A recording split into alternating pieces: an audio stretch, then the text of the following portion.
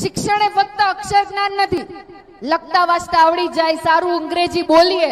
અત્યારે અલગ જ ક્રેઝ છે માતા પિતામાં કે મારો દીકરો કે દીકરી બહુ સારું ઇંગ્લિશ બોલતો હોવો જોઈએ, તો જ આપણે આપણી પોતાની જાતને ને આપણા બાળકને ભણેલા સમજીએ કે કાલ સવારે બીજા કોઈ સિટીમાં જાશે કે બીજા કોઈ દેશમાં ભણવા જાશે તો એને વાંધો ન આવવો જોઈએ.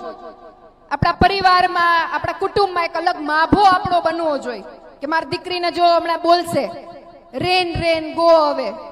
આથી કેટલા માતા પિતાઓને એવી ઈચ્છા થાય છે કે અમે ગીજુભાઈ બધેકાની વાર્તાઓ અમારા નાના ગ્રાન્ડસન ને કરીએ કે ગ્રાન્ડ ડોટર ને કરીએ, જેને મુછાડી માંથી ઓળખવામાં આવતા હતા.